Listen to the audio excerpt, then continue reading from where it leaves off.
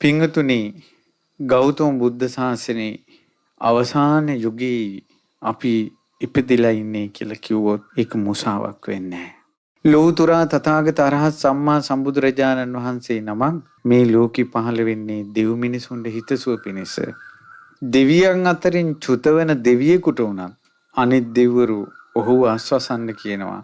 මනුස්ස ලෝකෙට යනවා නම් උතුම්ම ලාභය ගන්නට ශ්‍රද්ධා ලාභය. ඒ මනුස්ස ලෝකෙට යනවා නම් ඒ කියන්නේ දෙවියන් පවා මනුස්ස ලෝකෙට යනවා නම් මේක කරගෙන වරෙල්ලා කියලා කියන්නේ. ඒ තමයි ශ්‍රද්ධාවටපත් වෙන්න. ඒ ශ්‍රද්ධාවේ ස්ථාවර වෙන්න. උතුම්ම ලාභය ලබන්න ඒ ලාභේ ස්ථාවර වෙන්න. දෙවි කෙනෙක් වුණත් කියන්නේ දිව්‍ය ලෝකෙන් චුත වෙන කෙනාට ඒක. එතකොට ඔබ දිව්‍ය ලෝකේ ඉඳලා ආපු කෙනෙක් නම් ඔබට ඒ දිව්‍ය ලෝකේ ඉඳලා අවසානයේට දෙවිවරු දුන්න පණිවිඩය තමයි මනුස්ස ලෝකයකට යනවා නම් ශ්‍රද්ධාව ගන්න, ශ්‍රද්ධා ලාභය අරගෙන රැකගෙන එන්න. විශාල මාණික්කයක් තියෙනවා අසුරපුරයක. සුරේක් ඒ අසුරපුරයට ගිහිල්ලා මැණික් අරන් එන්න කියනවා. අරයට අසුරපුරයට ගියාම බොහෝ කරදර, කංකටොළු. ඒ මොනවා ගියත් තමන් ආපු වැඩේ කරගන්න එපා. තමන් ආපු වැඩේ කරගන්න එපා. එයාට පැවරුනේ මැණික් අරගෙන එන්න නම් එයා වෙට්ටු දදා වැටි නැගිට පහරවල් කකා ඒ වගේ ඔට්ටු වෙවි ඉන්නේ නැහැ.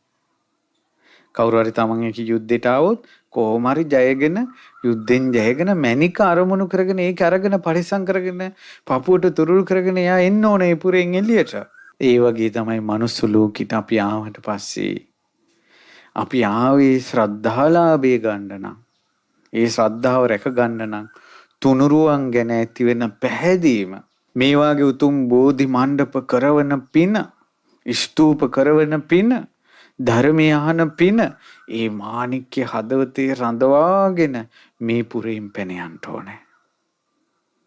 යුද්ධ එනවා. මොනවද යුද්ධ? නිന്ദා, අපහාස, අවලාද, අඩන්තේට්ටම්, වසංගත, ඍතු විපර්යාස, දුර්භික්ෂ, ස්වාමියාගේ ප්‍රශ්න, බිරිඳගේ ප්‍රශ්න, නැන්දම්මලාගේ ප්‍රශ්න, භූමි ප්‍රශ්න, ඉඩකඩම් ප්‍රශ්න, අමනුෂ්‍ය ප්‍රශ්න, ගොඩාක් දේවල් එනවා. හැබැයි ආවේ මැණික ගන්න නම් අර බැට ටික කකා හරි මැණික පපුවේ තුරුල් කරගෙන පැන යන්න ඕනේ. අද කට්ටිය මැණික කොහෙවත් යුද්ධ කර ඒ මාත්තේ යනවා. අමතකයි මැණිකක් අරන් යන්න ආවේ කියලා.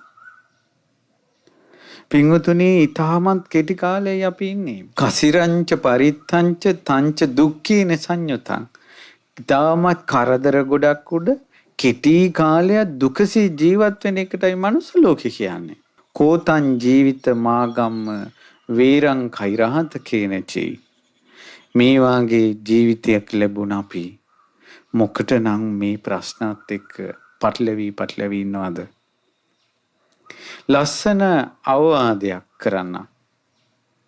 ඒක ඇත්තටම බලන්න මේ ධර්මයේ නැතත් මිනිස්යන්ට උපදින සිටිවිලි. පිටරට සුදු නෝන කෙනෙක් හිටියා. මේ සුදු නෝන තරුණ නෝන කෙනෙක්. මේ නෝනට පිළිකාවක් හැදුණා. එතකොට මෙයා ආදරය කරපු අය, මෙයා වටේ හිටපු අය ඔක්කොම මෙයාව දාලා ගියා. මෙයාව දාලා ගියාට පස්සේ මෙයා මේ ඔක්කොම කරදර හිතෙන් ඉවසගෙන මෙයා සංගීතය ඉගෙන ගත්තා. සින්දු කියන්න ඉගෙන ගත්තා. සින්දු කියමින් සංගීතය ඉගෙනගෙන මෙයා සතුටු වුණා. මෙයා ඉඳලා අවසානයේ මෙයා තරංගවලට ඉදිරිපත් වුණා. අවසානයේ මෙයා රටේ හොඳම ගායිකාව බවට පත් වුණා. ඊට පස්සේ මෙයාට මුළු රටම ප්‍රශංසා කළා. අත්පුරි ගැහුවා. මෙයාව සතුටු කෙරෙව්වා. මෙයාගෙන් අහනවා ඔබට මොනවද මේ කියන්න තියෙන්නේ? මේ සුදු නෝන කියනවා. දැන් මෙයාගේ කොණ්ඩෙත් නැහැ. පිළිකාවට ගිහිල්ලා තවම ලෙඩේ තියෙනවා. මෙයා කියනවා මට උවමනාව තිබුණේ මං ගොඩාක් කරදර වලට මුහුණ දුන්න කෙනෙක්. ගොඩාක් අය මාව අත්හැරලා ගියා. මගේ ආදරය මට නැති වුණා. ඔක්කොම නැති වුණා. මගේ ලස්සන නැති වුණා. මගේ කොණ්ඩේ නැති වුණා. හැම දෙයක්ම නැති වෙද්දි මට හිතුණා මං සතුටින් ඉන්න ඕන කියලා. මට හිතුණා මට සතුටින් ඉන්න ඕන කියලා. මගේ හිතට මං දාගත් අදහස තමයි ඒ සුදු නෝන කියනවා. කරදර ඉවර වෙනකල් ඉවර වුණාට පස්සේ සතුටින් ඉන්නවා කියලා මම හිතන්නේ නැහැ. සතුටින් ඉන්න මං කරදර ඉවර වෙනකල් ඉන්නේ නැහැ. දැන් මෙයා හිතුවා සතුටින් ඉන්න මං කරදර ඉවර වෙනකල් ඉන්නේ නැහැ කියලා. ලස්සන අදහසක්. ලස්සන අදහසක්. හොඳ දෙයට හොඳයි කියන්න ඕන. කරදර ඉවර වෙනකල් ඉන්න එපා, සතුටින් ඉන්න. කරදර ඉවර වෙනකල් ඉන්න එපා. ඕක ඉවර වෙන්නේ නැහැ. ඉවර වෙන්නේ නැහැ මේවා.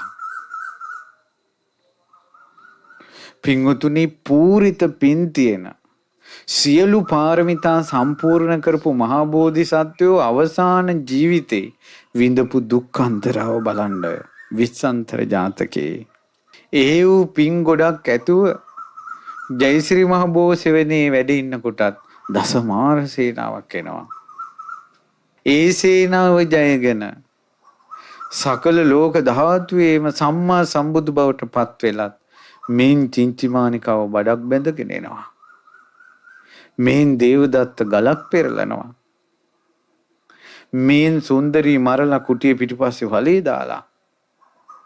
මෙන් නින්දා, මෙන් අපහාස. බුදුරජාණන් වහන්සේටත් එහෙමනම් අපිට එන කරදර කංකටළු මොනවද? අපි දස පෙරුමන් පුරලද? පාරමී උපපාරමී පුරලද? ඔය එන කරදර ආපු ආවේ. අසුරපුරයට ගිහිල්ලා ගුටි කාපු ආවේ. මැණික අරන් පනින්න. ලේ පෙරාගෙන හරි පනින්න. ඇහක් නැතුව හරි පනින්න.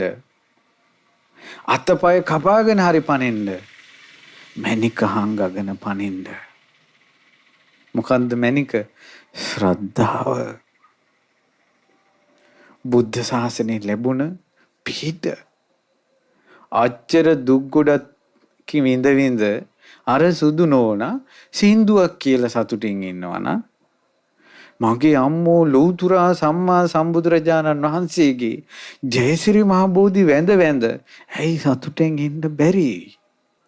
ද්‍රෝණයක් ධාතු වැඳ වැඳ ඇයි සතුටින් ඉන්න බැරි? සංඝයා වහන්සේලා දැක දැක මිහිරි උතුම් ශ්‍රී සද්ධර්මයේ අසාසා සතුටින් ඉන්න බැරියයි. අර කරදර ගොඩක් මැද සින්දුවක් කියා සතුටින් ඉන්න මිනිස්සු ඉන්නවනේ. අපේ මිනිස්සුන්ගේ මූණු එල්ලෙන්නම හුරු වෙලා, අඬවැඩියාවටම හුරු වෙලා, දුක් කියා ඉන්නම හුරු වෙලා. කිව්වක් කමන්නේ ඔය දුක් ඉවර වෙනවා නම් ඉවර වෙන්නේ නැහැ. විදුර ජාතකේ වෙන්න ඕන මට මතක හිටිට ජාතක කතාව. පින විපාක දෙන්නේ නැහැ කියනවා. සංසාරේ කරපු කුසල් විපාක දෙන්නේ නැහැ කියනවා පින්වත්නි. හිත සතුටෙන් නැත්තම්, සත්පුරුෂ ඇසුරක් නැත්තම්, ධර්මය අහන්න නැත්තම්, වීරියක් කරන්නේ නැත්තම් හිත දුකෙන් නම් තියෙන්නේ. කුසලයේ මනාව විපාක දෙන්න පරිසරය හැදෙන්නේ නැහැ කියනවා. සත්පුරුෂයෙක් හම්බ වුණොත්, බණපදයක් ශ්‍රවණය වුණොත්, වීරියක් තිබ්බොත්, හිත සතුටු කරවා ගත්තොත් සංසාරේ කුසල් මනාව විපාක දෙනවා කියනවා. මනාව විපාක දෙනවා. පින කුසලේ තියෙනවා. පින් කුසල් කෙනෙක්ගේ ජීවිතය තුළ රැස් කරපු සසරේව තියෙනවා. විපාක දෙන්න පරිසරය හැදෙන්නේ. ඇයි? හැමදාම දුක් ගැනවිලි. හැමදාම ප්‍රශ්න. එක එක ප්‍රශ්න. ඔළුවේ කැක්කුම හරි ලොකු ප්‍රශ්නේ කරගන්නවා. ඔළුවේ කැක්කුම්, බඩේ කැක්කුම්, රස්නේ, වසංගත, අනිත් අයගේ නින්දා අපහාස මොකක් හරි ප්‍රශ්නයක් දුකින් ඉන්න හදා ගන්නවා.